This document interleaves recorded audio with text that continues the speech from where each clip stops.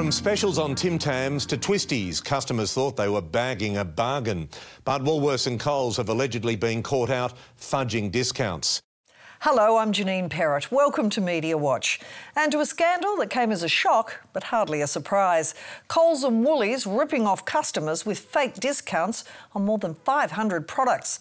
The consumer watchdog now taking the supermarket giants to the federal court, alleging they've been artificially inflating prices so they can artificially discount them. The price discounts as promoted were misleading. The corporate watchdog slamming the ongoing prices dropped and down promotions as deceptive.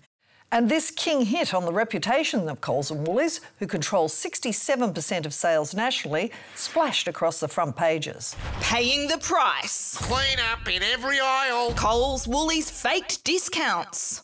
But if you thought it was traditional journalism that exposed the sneaky tactics of the supermarket giants, think again. With the ACCC boss praising online sleuths for kickstarting their investigation.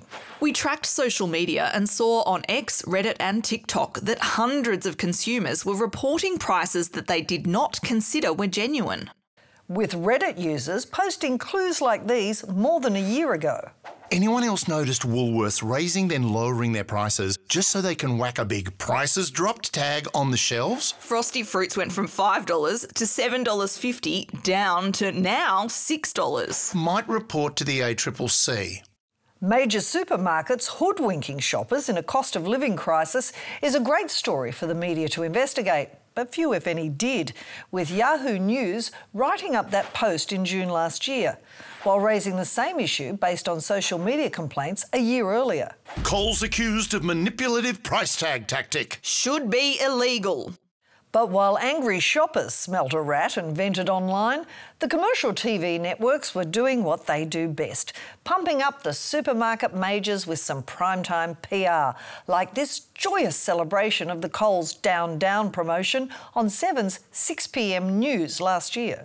The weekly bill is about to become more affordable. Coles dropping the price of 500 products as part of its Great Value Hands Down campaign. Plus thousands of specials every week. And on Nine's A Current Affair, which makes a living off shaming dodgy businesses, it was rolling out the red carpet for the same big red hand the ACCC now calls misleading. Tomorrow we will be bringing back the big red hand. Australia, we've never been more excited because... And as part of that, we will be reducing the price on over 500 products. With The Current Affair giving the Coles CEO a generous 6 minutes of airtime as its reporters strolled the aisles to talk up the great offers. And how's this for a probing question? So it's half price and you've got 64 dishwashing tablets in there. That's right, and it's a really premium dishwashing tablet option, this one. We've criticised 7 and 9 for years over this shameless supermarket puffery pretending to be news. And in April last year, we called out this shocker. Big announcement this morning. Yeah, Coles is slashing prices on some of its most popular items with more than 300 products marked down. And the news was so big... Coles has given Sunrise special access. Here's reporter Tamraba. After which we were treated to a ridiculous 4-minute extravaganza about how Coles is making some major changes to keep the ingredients even more affordable. Cost of living is the #1 issue on our customers and our team members' minds. That Coles executive was the only person interviewed as product after product whizzed past. And laughably, when we asked 7 to defend it, we were told it was a major news story. If Media Watch seriously has an issue with reporting on one of Australia's biggest supermarkets dropping prices in a cost of living crisis, God help us all. God help us all indeed. Now, not all these egregious examples were caught by the limited ACCC investigation, but it has put a question mark over just what was a genuine special, with the watchdog saying the discounts were, in fact, illusory. Let's be clear, obviously a key reason the supermarkets get these fawning stories is because they're top 10 advertisers, helping keep the networks afloat. But as we've long argued, we'd all be better off if commercial TV left the ads for the ad breaks and the journalism for the news. Which brings us to the ABC and some big news from the popular TV presenter Tony Armstrong. I've retired from News Brekkie and my last day will be the 4th of October. Tony's a great talent and has enjoyed a meteoric rise at the ABC since arriving 4 years ago as a sports reporter. Since then, he's taken out 2 Logies and was in the running for the Gold Logie last month. But being a famous TV host is not the only thing he's nailed of late. Have a careful listen to the voice in this catchy ad. A help company would cover you no matter who's driving your car, because you should be able to lend your friends and family your vehicle. That's NRMA selling its pivot from an insurance company to a help company, which sounds much cuddlier. And for maximum oomph, the rebranding coincided with Nine's Olympic coverage, with NRMA a major advertising partner. And the ads are on radio too. At NRMA Insurance, we're responding to the growing severity and frequency of floods, fires, high winds and hail events by establishing Help Nation. By now, you probably don't need much help in putting 2 and 2 together, because the voice you're hearing on those ads is none other than the ABC's Tony Armstrong. A help company would offer you cover even if you forgot to lock your front door. Kevin. We should point out Tony Armstrong is not identified and does not appear on camera. Rather, his voice does all the talking. Cover is subject to standard underwriting guidelines and policy terms. Always read the PDS and TMDs from NRMA Insurance at nrma.com.au. Now, there are strict rules around ABC staff doing external work, and the rules get tighter the more famous you are, with the ABC stipulating that any external work by a high-profile presenter is very high risk. Now, Tony's arguably one of the ABC's biggest stars. He's not only on the breakfast TV couch. In recent months, he's appeared at night on a new sports show. He's one of many appearing in ABC News promos, and the face of his own 5-part series. So come with me on my hunt for our most extraordinary things. Let's go! So we were stunned when we got confirmation that Tony was selling an insurance company as well, with Tony's voice also embedded in these sponsored ad breaks during 9 News. NRMA Insurance, a help company. Now, plenty of ABC stars are engaged in outside work, often as MCs at corporate events. Recent examples being Annabelle Crabb at a Women in Mining conference and Jeremy Fernandez at the ASIAL Security Conference. The ABC says they were approved outside gigs. But putting aside whether doing such corporate work is advisable, and for ABC journalists we think it is problematic, voicing a commercial is a whole different game. We asked the ABC if it knew about Tony's side gig and if he got the green light to do it. Astonishingly, he did not.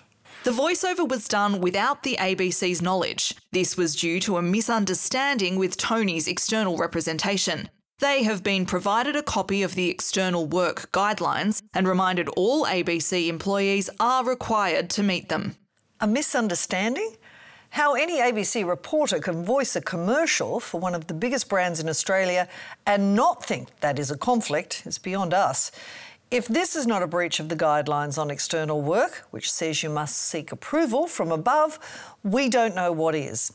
But the ABC's statement was keen to suggest he's done nothing wrong. Tony is a high-valued employee and has the ABC's full support. Tony Armstrong did not respond to our request for a comment, but with his ABC contract up this Friday, maybe it's the start of his commercial TV or advertising career. But it's a shame this moonlighting at the expense of the ABC's integrity is what we're talking about in his final week on the News Breakfast couch. Now to the UK, and why did the media protect another powerful predator?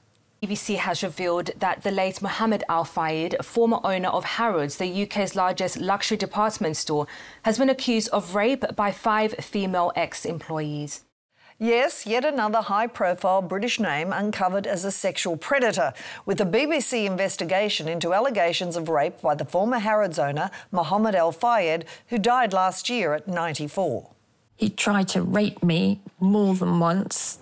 And he pushed me in and onto the bed so that I couldn't move. You know, he was 79, nearly 80, and I was 15.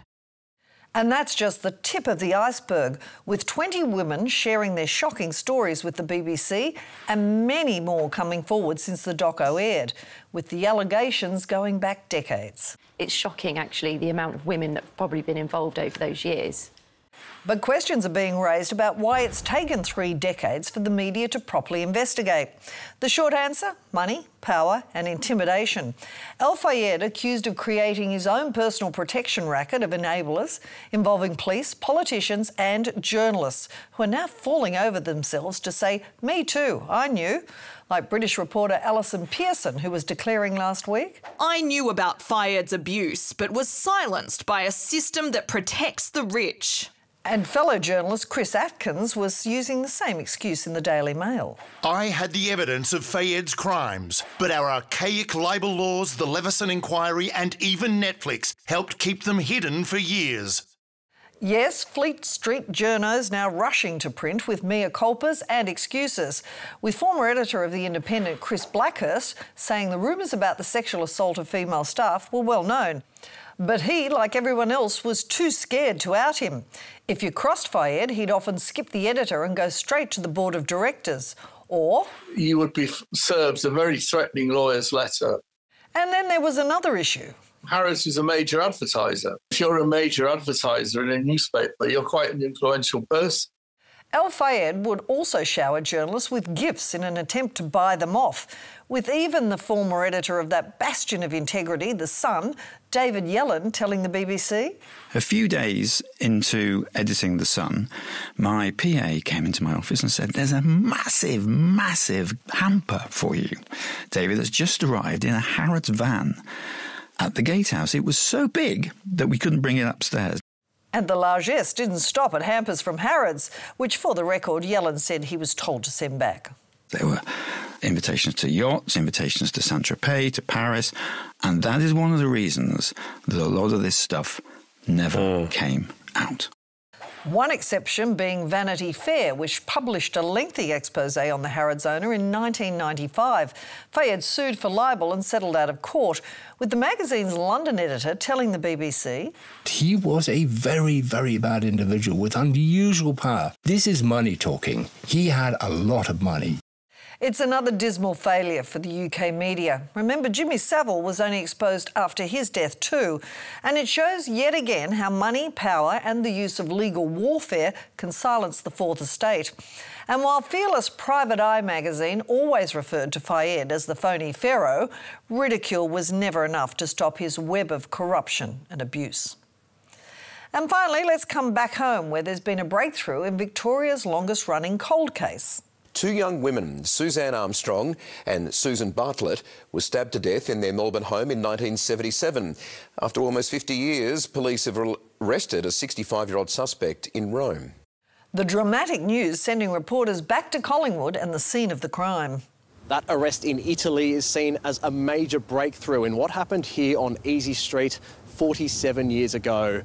And if you wanted more detail on the grisly crime, 7 News had it in spades. Suzanne Armstrong had been stabbed 29 times and raped. Susan Bartlett slashed more than 50 times. The only survivor, Ms Armstrong's 16-month-old son. So, after 47 years, news of an arrest was welcomed by most in the media. But others had a different angle. Easey Street murders. How much is the Collingwood house worth now? Surely a question on no one's lips. But realestate.com will stop at nothing to flog a property, even if it isn't for sale and was the scene of a historic and terrible crime. With the article also published on news.com.au revealing that house has recently been valued for $1.12 million. Wow, isn't that great news? Because it's only 2 bedrooms. And if you're interested in what the owner paid for the property just months before the tragic murders, he paid $19,500 for the home in October 1976. But unfortunately, he had to let it go at a discount 7 years later. Yes, murder can dent your capital gain. And spare a thought for real estate agents who first inspected Easey Street and who were left traumatised when they noticed what were believed to be signs of blood on the wall years after the murders. Honestly, does Australia's leading real estate site have no shame? Answer, no. And the readers of Reddit took it to task. Grubby, classless, tacky and disrespectful. Just when I thought real estate media had reached the bottom of the barrel. But it seems there is no bottom, with rival property site Domain also writing up its own version of Inside the Murder House today. Now, 2 of the media's favourite obsessions are true crime and real estate. But just because you can combine both in one grubby article doesn't mean you should. And that's all from us for tonight. Don't forget Media Bites on Facebook, YouTube and Instagram. But for now, until next week, goodbye.